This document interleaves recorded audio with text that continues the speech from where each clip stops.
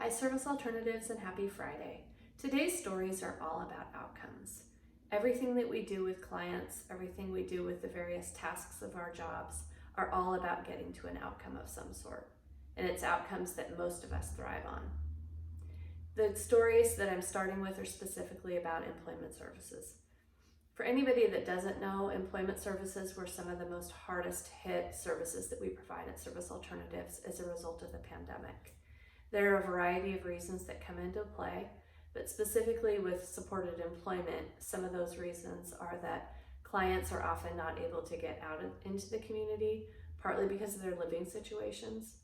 For many adult family homes or supported living providers, it's simply unsafe for clients to leave and be in the community and then come back into those environments. So many clients have been restricted from that front.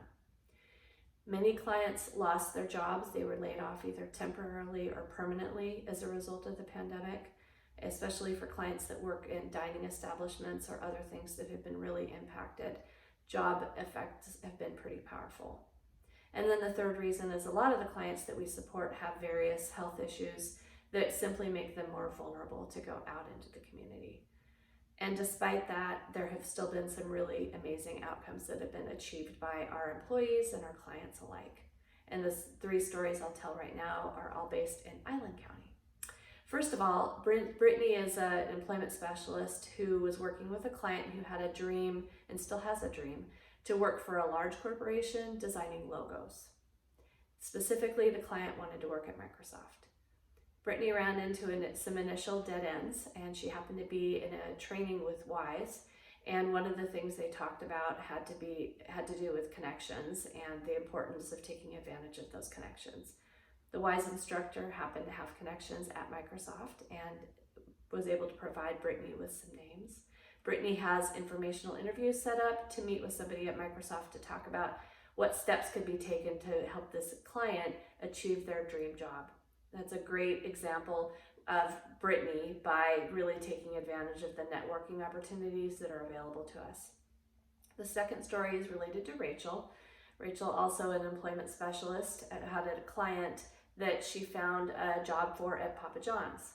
Papa John's had a job posting that was over 30 days old, and when she went and met with Papa John's, they talked to her about the work and said, well, it's not really full-time, but she did a great job of talking with the person there about supported employment, about what it can achieve, and asked them some other questions about other things at the store that might not be done. They were spending many hours a day washing windows. They also had a big list of tasks that was supposed to be done by employees, and it was often not complete. And so what Rachel did was propose that the client be provided a job completing this task list. They were really excited about the idea. The client went and interviewed, and I'm excited to share that the client was hired and is now being employed by Papa John's. The last story is also about pizza. Carla had a client who had quit their job prior to the pandemic as they were just not enjoying the work they were doing, and they really wanted to get back to working with pizza. And Carla ended up connecting with the new Mod Pizza that's opening on the island, and the client is about to start another dream job of theirs, working in a pizza parlor. These are all amazing examples of how SA values are embedded into the work of employees when it's intentionally done. These are stories that embody community, they embody excellence, and they're incredibly person-centered, which is really the fundamental nature of our work. The last story is about a young man that's being adopted in Southwest Washington.